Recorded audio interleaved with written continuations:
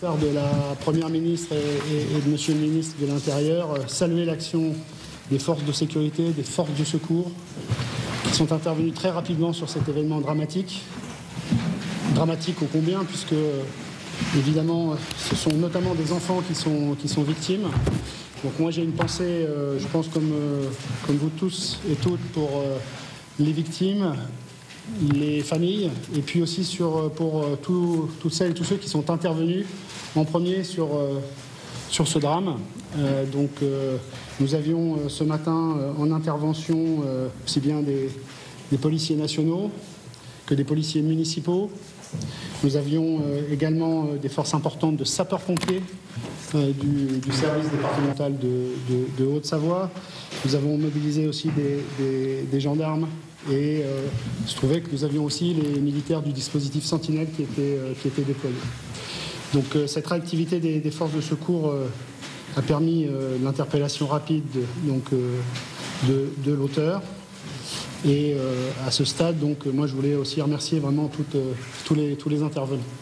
Et puis aussi remercier les services qui ensuite ont pris en charge les victimes. Je pense notamment au SAMU, au 74.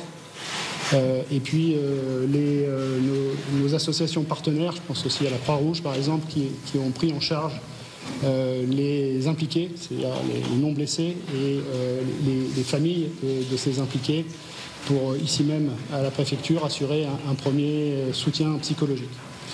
Mais à ce stade, je pense qu'il est important que Madame la procureure puisse s'exprimer sur l'état de l'enquête judiciaire, et je lui laisse la parole.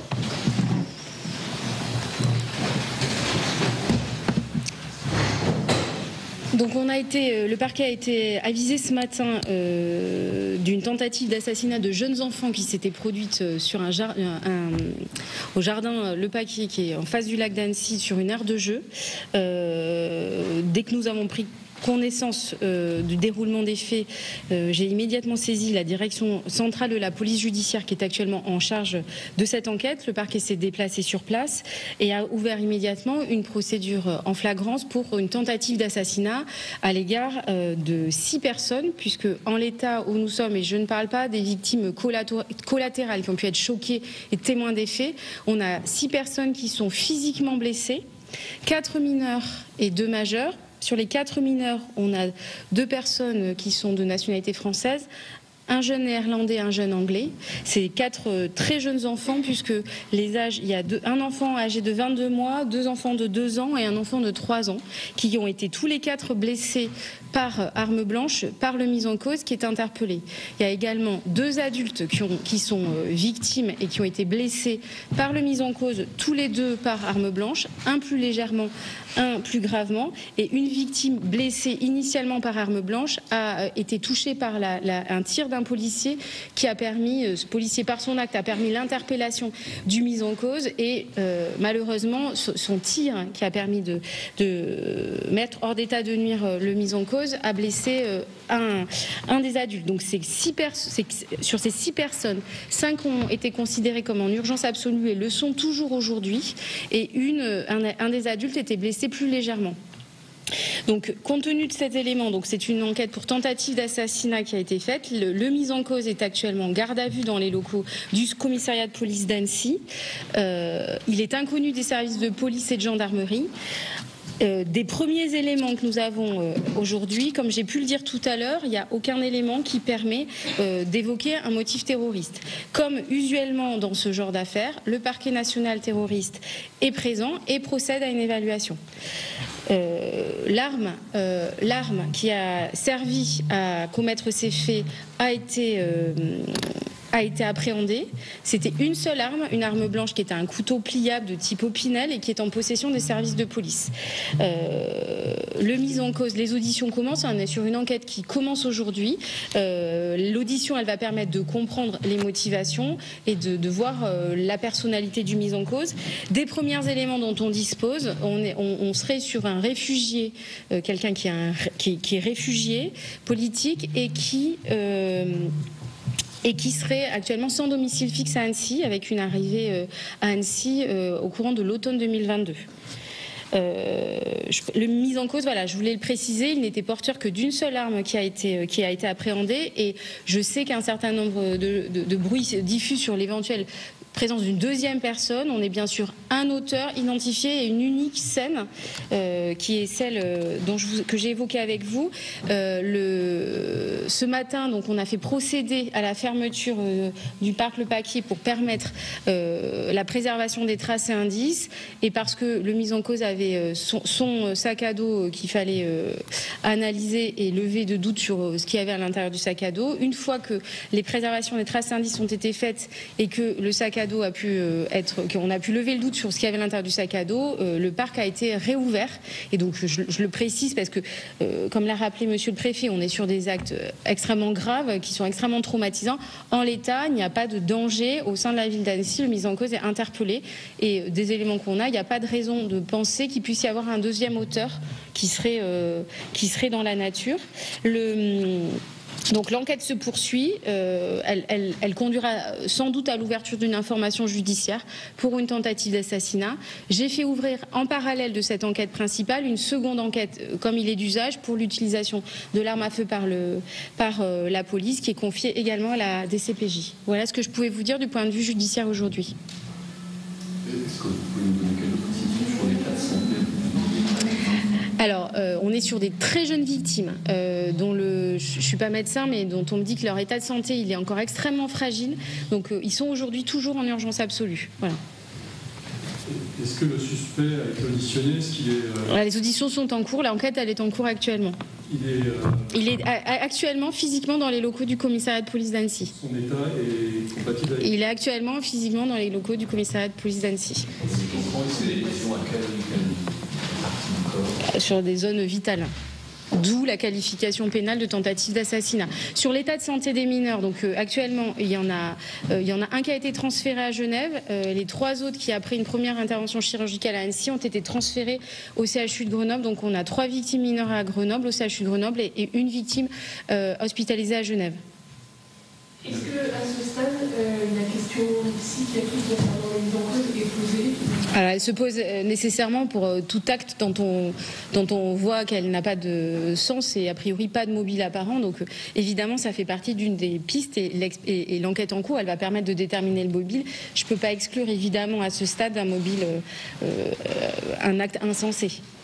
Madame Lecor, est-ce que la scène de violence commence uniquement dans l'aire de jeu, ou est-ce que les minutes qui précèdent, il y avait déjà été remarqué ? Alors l'enquête permettra de le déterminer. En tout cas, les victimes qui ont été blessées, elles ont été bien sur l'aire de jeu. C'est un témoignage qui ne fait pas de mots prononcés au nom de Dieu. Est-ce qu'il pourrait y avoir un mobile religieux ? L'enquête le déterminera. Je veux dire, on est sur une enquête qui a même pas 10 heures. Voilà, on est en train de recueillir la priorité aujourd'hui, ça a été de sécuriser la scène, d'entendre la totalité des témoins. Et j'ai pas parlé de ça, mais il y avait également, monsieur le maire reviendra dessus, la prise en charge psychologique indispensable des victimes. J'ai saisi l'association d'aide aux victimes, la Viche des Savoies, qui est une association d'aide aux victimes. Il y a eu une cellule médico-psychologique qui a été mise en place à la préfecture. La première chose, ça a été d'identifier les témoins, de les sécuriser, de les entendre et de leur permettre une prise en charge médico-psychologique. Tous ces témoignages vont être exploités dans le cadre de l'enquête judiciaire, et on y verra sans doute, une fois que l'exploitation sera terminée, plus clair sur les mobiles de cet acte.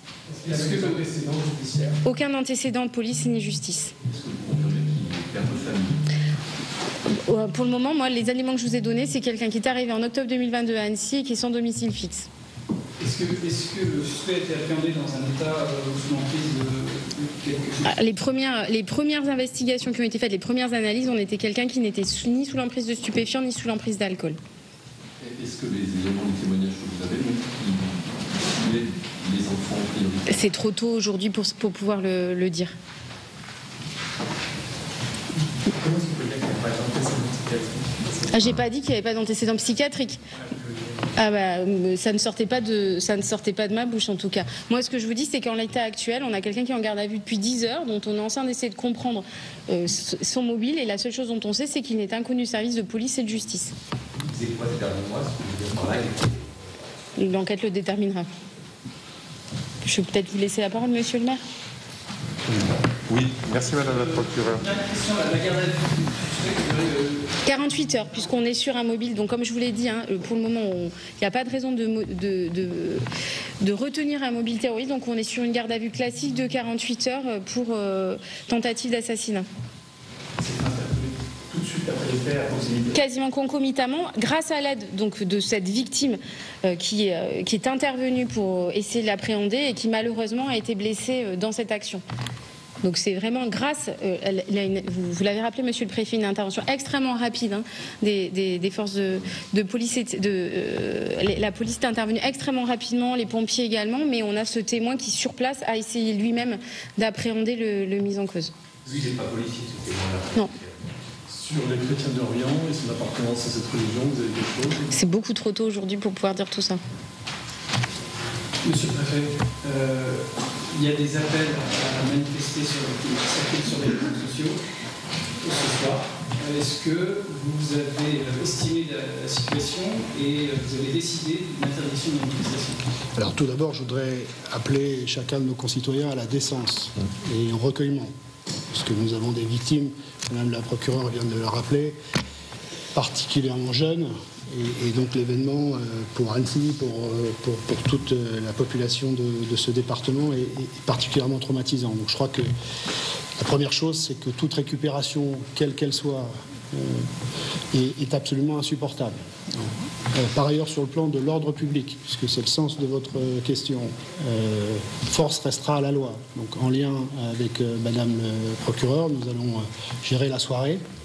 Donc pour d'abord que Annecy puisse se recueillir et que tous ceux qui souhaiteraient utiliser cet événement dramatique pour une cause quelle qu'elle soit, soient traités comme il convient. Donc pour l'instant, donc en termes de manifestation, puisque je vous rappelle qu'une manifestation, il faut qu'elle soit déclarée pour que je puisse l'interdire. Donc je n'ai pas de déclaration de manifestation, ce qui ne m'étonne pas, parce que nous avons déjà eu le cas.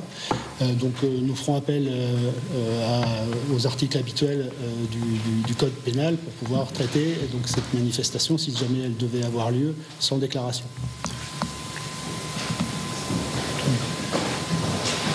Juste pour revenir au fait, est-ce qu'il parle et quel est son comportement en garde à vue?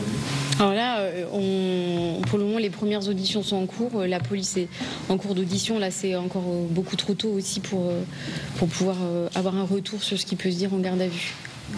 Sur sa cohérence ou... Non, c'est trop tôt encore aujourd'hui.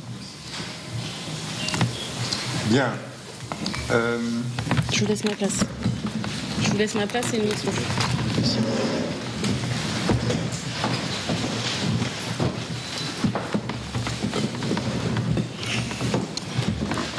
Écoutez, ce 8 juin restera de triste mémoire dans l'esprit des Annéciens. Cet acte effroyable, nous le condamnons tous et je pense que tout le monde s'associe à mes voeux pour accompagner les victimes vers une guérison la plus prompte possible et aussi aux parents et aux accompagnants. Dès ce matin, je suis venu avec mes équipes sur les lieux. Je tiens à saluer ici le travail et la réactivité des forces de l'ordre, des pompiers, de la gendarmerie nationale, plus précisément de la police nationale et aussi de la police municipale. Je salue aussi le SAMU et la Croix-Rouge qui ont travaillé dans une très bonne collaboration pour arriver à cette issue. Tout à l'heure, vous parliez d'événements qui pourraient se dérouler ce soir. Je ne sais pas ce qui va se passer, le préfet vient de nous dire, on va voir ce qui va se passer ce soir. Aujourd'hui, c'est la journée du recueillement et je demande et j'appelle aussi à la décence dans ce moment de recueillement. On se rappelle que ce sont 4 enfants qui ont été attaqués et qui sont aujourd'hui dans des situations très graves. Avec la ville, je tiens aussi à saluer le travail et le courage de 2 agents de la ville qui ont essayé d'arrêter l'assaillant. Je les ai eus cet après-midi au téléphone et les ai invités à aller à une cellule psychologique. Nous avons lancé 2 cellules psychologiques. une cellule à côté de l'école au quai Jules Philippe, et je tiens à préciser à cet instant qu'il n'y a aucun enfant de l'école du quai Jules Philippe qui est concerné par cette attaque. Toutefois, il y a eu beaucoup d'émoi, beaucoup d'émotions, beaucoup de peur. Nous avons monté une cellule psychologique pour accompagner les parents dans ce passage, et nous avons mis en place une cellule psychologique aussi pour les agents. Je salue les policiers municipaux qui étaient sur place, dont certains ont été choqués parce que les images ont été parfois très difficiles. Je voulais saluer Madame la procureure d'avoir très vite entamé cette enquête, et dès ce week-end, la ville organisera un événement, un moment républicain qui est encore à construire, mais un moment pour marquer cet événement de triste mémoire. Merci, monsieur le maire. Madame la procureure, on reste sur les nationalités différentes qui sont impliquées. Donc on est néerlandais et britannique. Il y a eu dans un premier temps une certaine confusion sur la nationalité d'un des mineurs qu'on a cru initialement comme étant allemand, et la confusion, elle a été liée que c'est un des enfants qui a été transféré à Genève très rapidement. Donc là, c'est avec certitude. Donc je peux vous dire qu'il n'y a pas de mineur de nationalité allemande. Le mineur qui initialement avait été, dont on pensait initialement qu'il était nationalité allemande, est en réalité de nationalité néerlandaise. Tout à fait. C'est un des 4 enfants qui est en urgence absolue. Ils sont tous les quatre enfants. Alors moi je ne suis pas médecin. Je ne suis moi je ne suis pas médecin. L'urgence absolue, ça veut dire que la gravité des blessures est telle qu'il mérite une surveillance accrue dans les hôpitaux. Ça ne veut pas dire que c'est pas le synonyme de... Pas forcément. Mais ça ne l'écarte pas.